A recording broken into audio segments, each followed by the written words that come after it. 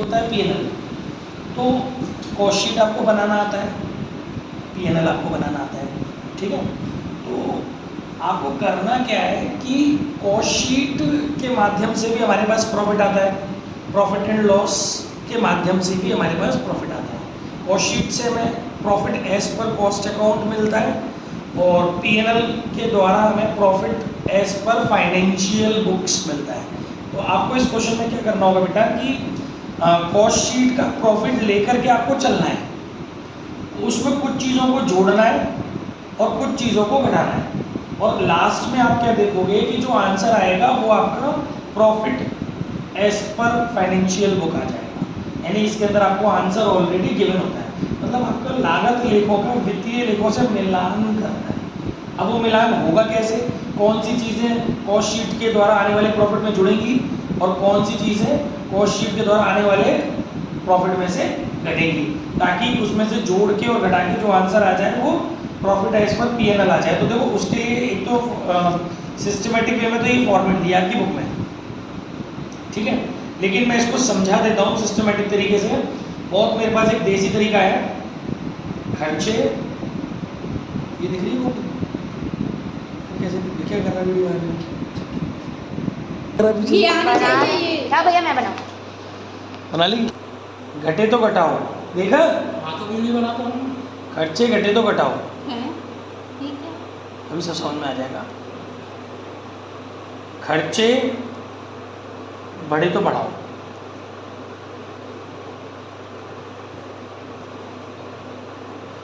Income, ये बिल्कुल देसी तरीका बता रहा हूँ चैप्टर को सॉल्व करने का।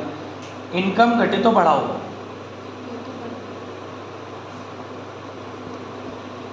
और इनकम बढ़े तो घटाओ।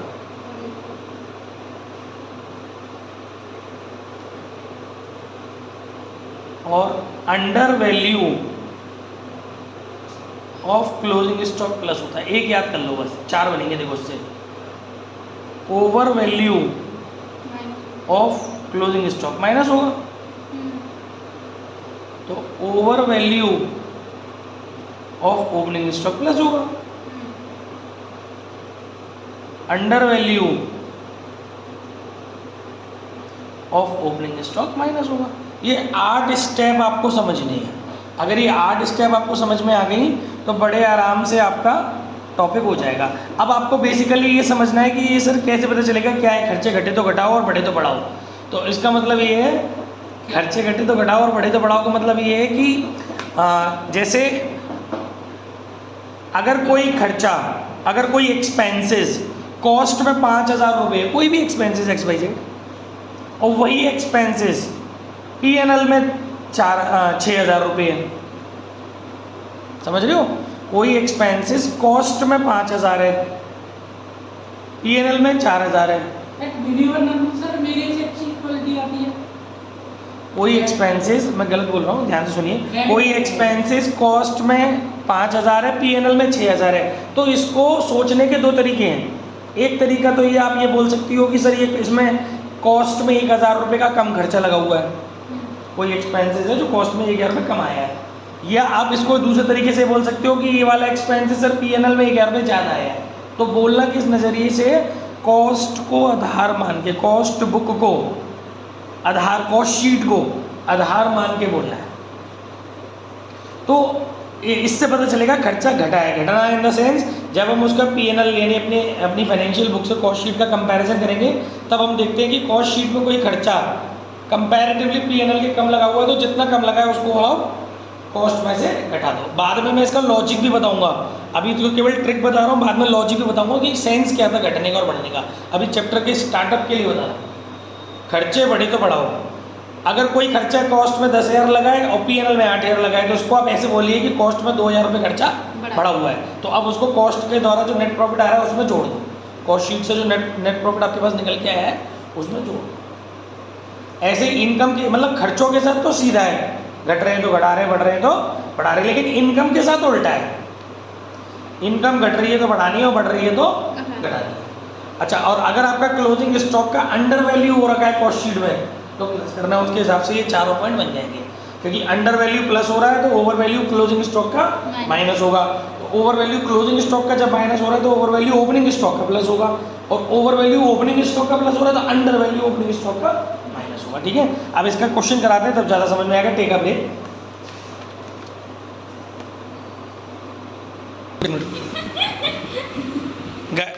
गाइस ये क्वेश्चन है, we are going to start. ये बोल रहा है, मैं क्वेश्चन बोलता जा रहा हूँ, ध्यान से सुनिएगा। The net profit of messrs Manoj brothers a manufacturing concern for the year ended 31st March 2004 was 25,751 यानी 25,751 as shown by profit and loss account. यानी आपको जो प्रॉफिट दिया हुआ है वो P&L का दिया हुआ है। आगे लिखा है था profit shown by cost account however was 34,480, यानी इसको लेके चलना है, 34,480 को लेके चलना है और 25,751 आपका आंसर होगा।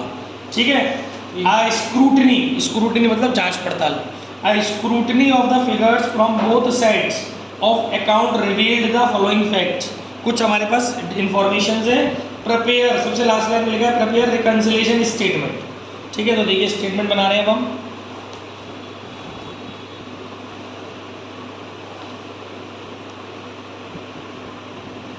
Reconciliation statement,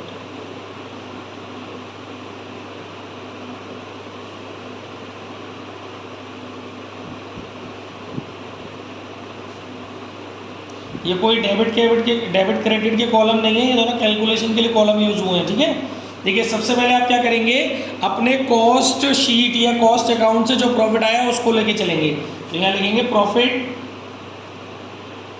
no solution, profit as per cost account. कितना दिया है प्रॉफिट आपको? 34,480।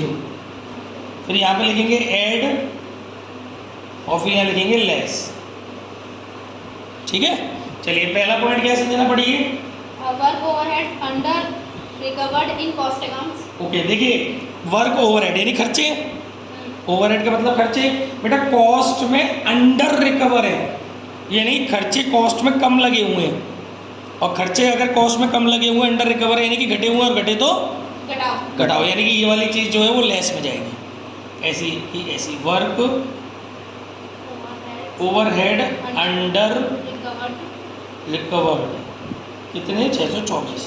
ठीक है, सारी चीज़ें फर्स्ट वाले कॉलम में लिखेंगे। अब नेक्स्ट है, पढ़ो। Office overheads over recovered in cost. अब ये ज़्यादा लगे हुए ओवर रिकवर्ड है, बढ़े तो बढ़ाओ, ऊपर डाल दो उसे। Office overhead over recovered 340। Next, depreciation charge in cost accounts 2,500। आगे depreciation charge in sir financial इसको अकाउंट। लेना नहीं हो? बोल रही है ना? नहीं आवाज़ चाहिए, बोल तो। हाँ तेज बोल। Depreciation charge in financial accounts. Okay guys, देखो यहाँ पर आपको कंपैरिजन खुद करना पड़ेगा। Depreciation just like a loss expenses है ना, तो आपकी कॉस्ट में डेप्रीशिएशन लगा हुआ है 2,500 रुपये, 2,500, और आपकी P&L में जो डेप्रीशिएशन है वो लगा है 2,240। इसका मतलब इसको सोचने के दो नज़रिए हैं। आप ये भी बोल सकते हो कि कॉस्ट में डेप्रीशिएशन 260 रुपये ज़्यादा लगा हुआ है, और आप ये भी बोल सकते हो कि P&L में 260 रुपये कम लगा है। तो आपको कॉस्ट को बेस मान के बोलना होता है हमेशा। तो आप इसको ऐसे देखिए कि एक्सपेंसेस ओवर रिकवर्ड है, ज़्यादा लगे हैं, बढ़े हैं। कंपैरेटिवली P&L कॉस्ट में खर्चे ज़्यादा है, तो ओवर है यानी बढ़े तो बढ़ाओ, तो ये बढ़ा देंगे। Depreciation over recovered in cost. ठीक है, कितने रुपए ज़्यादा लगे हुए? 260 रुपये। क्लियर हो गया कि नहीं? बहुत सिंपल सा फंडा है, ये पहचान लो वो खर्चा है, और ये देख लो कॉस्ट में क्या हो रहा है। कॉस्ट में P&L के कंपैरिजन में ज़्यादा है या कम है? ज़्यादा है तो जब बढ़े तो बढ़ाओ। अब घटे तो बता दो। Next, interest on investment included in financial accounts. देखो इसके आगे इसके बारे में कोई और बात नहीं है, यानी इंटरेस्ट हमारी इनकम है इन्वेस्टमेंट पर, और वो केवल इसको ये माना जाएगा कि ये काम कॉस्ट में नहीं हुआ है। जब कुछ नहीं लिखा तो ये मानेंगे कि वो काम कॉस्ट में नहीं हुआ, क्योंकि उसकी लैंग्वेज ही ऐसी है। साफ साफ लिखा है कि इंटरेस्ट जो है वो फाइनेंशियल अकाउंट्स में आई है, यानी P&L में आई है, इसका मतलब कॉस्ट में नहीं आई है। इनकम को कॉस्ट में नहीं शो किया है, इसका मतलब इनकम अंडर रिकवर है, घटी हुई है। नहीं दिखाना, घटाना, लेस करना, सब एक ही बात है भाई। कोई इनकम आपकी पीएनएल में है, इसका मतलब वो कॉस्ट में नहीं है। तो इसको ऐसे फील करो ना कि इनकम घटी हुई है, मतलब कॉस्ट में कम है, और घटे तो बढ़ाओ। इनकम के साथ अपोजिट होता है, तो इनकम कम है तो यहाँ प्लस में जाएगी। Interest on investment charged in या charged in only financial book, कितने 1600। Next, obsolescence loss charge in financial account. अब इसका मतलब ये ना कि ये कॉस्ट में नहीं है, लॉसेज एक्सपेंसेस सब एक ही तरीके से सोचे जाते हैं। तो ये आपके खर्चे कॉस्ट में नहीं है, और कॉस्ट में नहीं है तो घटे हुए हैं, घटे तो और घटे तो घटाओ, माइनस में जाएंगे। बस ये चीज़ करनी है इस चैप्टर में ऑलमोस्ट। आगे टफ कैसे बनेगा ये कि आपको आगे आने वाले क्वेश्चंस में वो भी बनाना पड़ेगा, कॉस्ट शीट भी बनानी पड़ सकती है और पीएनएल भी बनाना पड़ सकता है। बस इतना अपडेट हो सकता है। ऑब्सोलेंस लॉस चार्ज्ड इन पीएनएल कितना 1140। आगे income tax provided in financial account. Income tax एक तरीके का खर्चा ही है, तो खर्चा केवल पीएनएल में है, इसका मतलब कॉस्ट में नहीं है, इसका मतलब कॉस्ट में घटा हुआ, घटे तो घटाओ।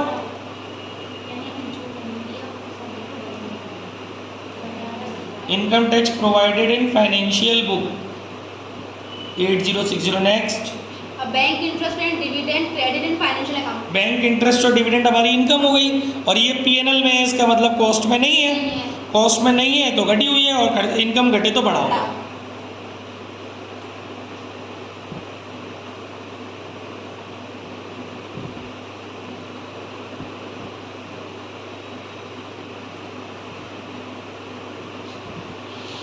Next, loss due to depreciation in stock values. अब इसमें कुछ नहीं लिखा तो यही मानेंगे कि ये काम कॉस्ट में नहीं है, ये मानते हैं कि ये काम पीएनएल में कॉस्ट में नहीं है। लॉस कॉस्ट में नहीं है, इनकी खर्चा घटाओ, घटे तो घटाओ। तो ये सब चीज़ें लेस में चली जाएंगी, फाइनेंशियल में माना जाता है, माना जाता है ना। चलिए अब इसको बंद करते हैं। देखिए इन सबको जोड़ लीजिए, 340 और 260 600, 1600 और 600 2200, और 200 2445। इसमें इसको जोड़ देंगे, 34 480 प्लस 2445, ये हो गया 36 925। अब इसमें इसको जोड़ेंगे, 624 प्लस 1140 प्लस 8060 प्लस 1350, 11174। इसमें से इसको लेस करेंगे, 36 925, 25 751। चेक कर लो, बुक में आंसर दिया, क्वेश्चन में 25 751। इसे लिखेंगे profit as per profit and loss account या फाइनेंशियल बुक, बस।